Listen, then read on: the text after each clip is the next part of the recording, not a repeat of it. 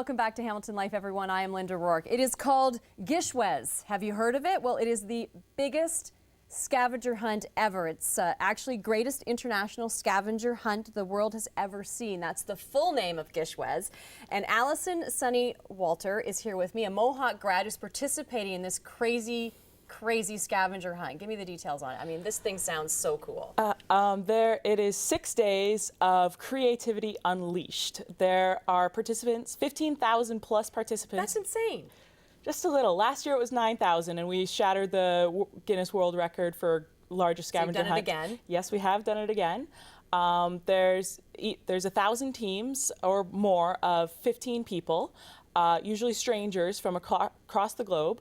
We've been given 6 days and 150 plus really insane tasks.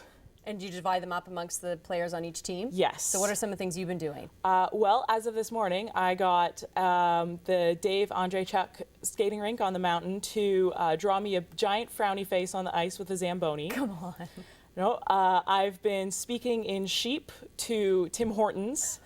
I got many members of Canada Post in uniform to take pictures hula hooping for me. I'm currently still waiting to hear back from Stephen Harper as to whether or not he will model a brassiere for me. Oh, good luck there. But I would love to see that one. Me too. Now, what's up with the hat? This is more or less our uniform.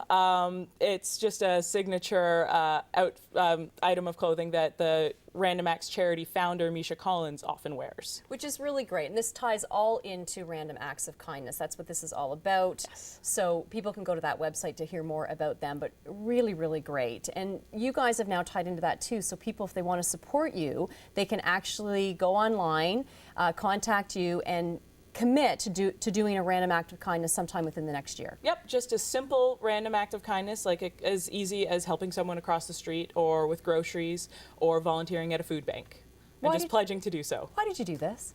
Because it is so much fun. I have met some truly incredible people, and it's just a great time to see how willing people are to get involved with complete and utter insanity.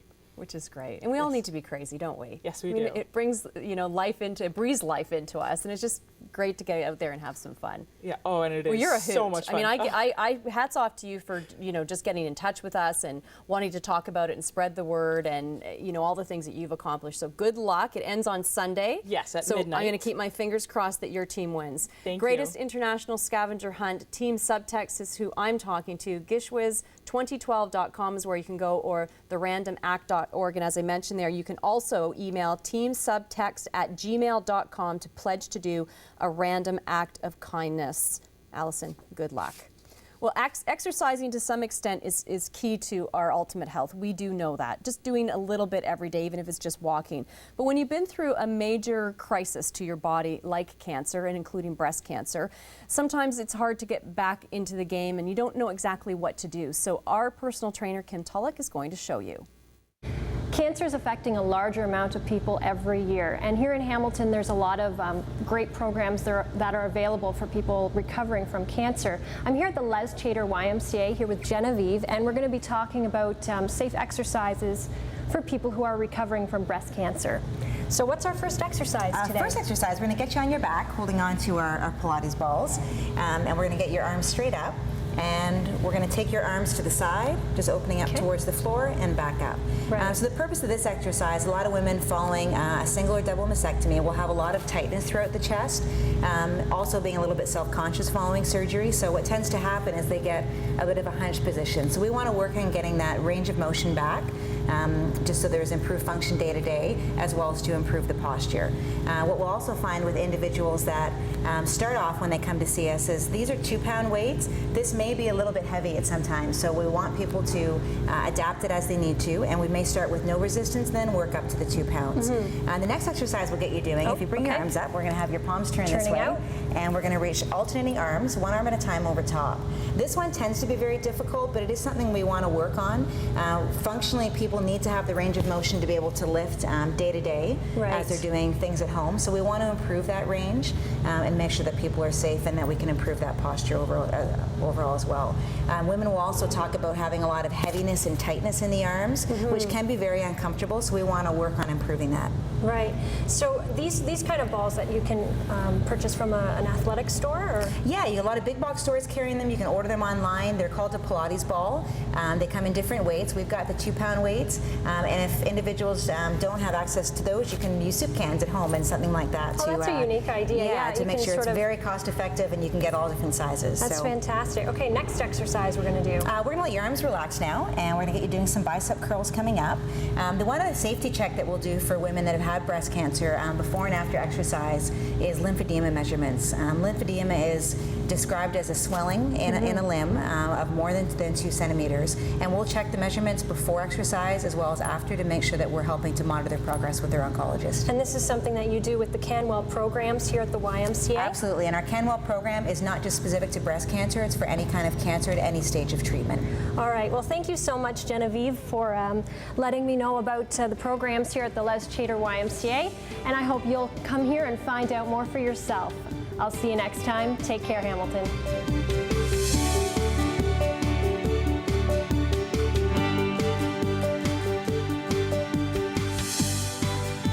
Dairy Farmers of Canada is involved with a number of initiatives to promote good health and nutrition, and they did a survey recently. It was an online survey to find out what parents are thinking about how important it is to get their kids in the kitchen and show them how to cook and be healthy and come up with nutritious meal ideas that they'll actually eat, which is always a challenge. So we went into the kitchen with home economist Emily Richards and her son. She's going to give you some good points here. Hi, I'm Emily Richards, here with my son Matthew, getting in the kitchen and cooking. It's really, really fun to get your kids involved in meal preparation.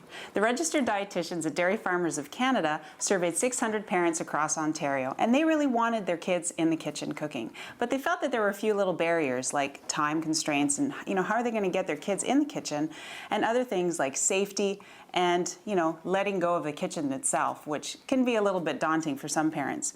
But it really can start as simple as something like what Matthew's doing right now, grating cheese, which you've been grating cheese for a while, right? Yes. So it's wonderful because it can be incorporated into the meal. So whether you're making something like fajitas or crepes that need that cheese, it really becomes their project and they can get involved. So with the safety aspect of it, you really want to take the time just to show your children how to use knives, for example. So I've worked with Matthew to show him that starting when you're chopping things, you really need to have that flat surface and cut and take the time. So this is the time when you still want to be in the kitchen. You don't want to walk away because you want to keep an eye on things. And as a control mom, I definitely want to be here for this process, right? Yes. So adding vegetables and their creativity into the dishes is really, really fun so that you have a say in dinner, right? Yes. Which is nice, because I like when you say what you want to eat. Do you like that? Yeah. Yeah, so do I. And then it really encourages them to make healthy choices and be a part of that meal. So going along with these recipes at familykitchen.ca, you can find out what steps parents can do and what kids can do. So if you're kind of worried about the recipes that you're choosing that may not involve kids, these recipes will really help you work through it. So to get more ideas and tips, and check out some of the parent videos because they have great ideas to show you at home what they're doing and get your kids involved. Check out familykitchen.ca.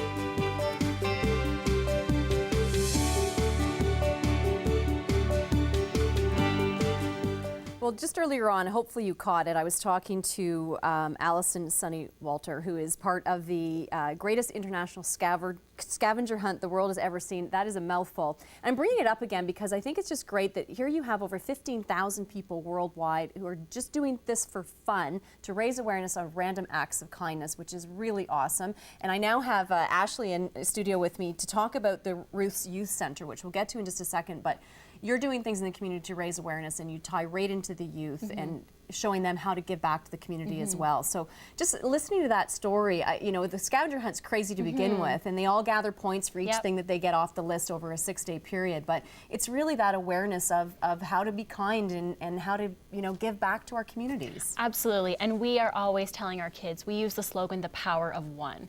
And there is power in one person to make a difference. There is power in one smile to change someone's day.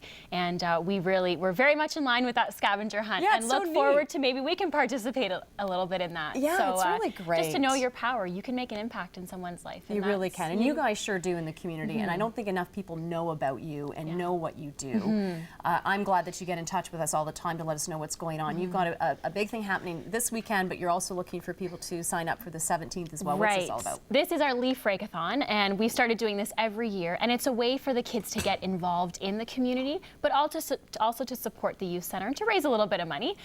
So the 3rd and the 17th, we are doing a Leaf Rake-a-thon, and the kids are out there in teams, and you can call in and you can come and have your leaves raked by the Roots youth.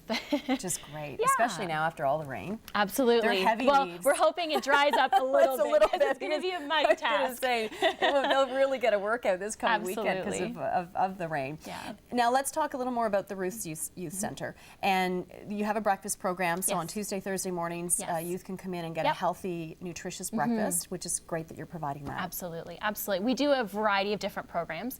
We're a drop-in and mentoring center for youth ages 7 to 19, but we really focus on the teenage population. That's who we draw the most. Everything is drop-in, so we have to be relevant, we have to be exciting, lots of energy, but at the same time meeting that need. And so when they're experiencing possibly a gap, maybe in family, school, social, whatever that looks like, we can become that support to kind of build them up and give them that springboard into adult life so they really have that full experience. And you've of really seen some adult. amazing differences in the youth that have come in through your doors. We really have. Some of the things you see coming in, you just sit back and you don't believe that some youth have to deal with this kind of stuff. It's shocking and it's heartbreaking. But to know that there is power in one, and that you can do something, you can be that friend, you can be that mentor, and that's going to make the difference in someone's life. That's powerful. It is really That's powerful. really powerful, yeah. Now, people want to get involved, help out at the youth center, or guide student youth that way in the community. What can they do? Well, they can definitely contact me. Our rootsyouthcenter.ca is our website. They can email us, they can give us a call. We've got brochures, pamphlets, and everything. We're on Facebook, we're on Twitter. Which is great. You have We're to be into social anymore, media. right? Yes, there's always Absolutely. that social media angle. Absolutely. Which is great. And your website is really good. I was able to find out a lot of information on you there, which is always important because sometimes you go to the sites and you're like, what is What are this you all doing? about? Yeah. But it's very precise. So thank you so much for joining us. Thank Good you luck for with the having me. Leaf Rake-a-thon. Here's where you can go for more information. You can give them a call at 905-929-0572. It's happening this Saturday, November 3rd. That one's getting pretty full, so if you are looking to have your leaves raked, you can sign up for the 17th. Thanks so much for joining us. Thank you, everyone, for joining us here on Hamilton Live. Have yourself a fabulous day, even though it's raining. Enjoy, and we'll see you next time.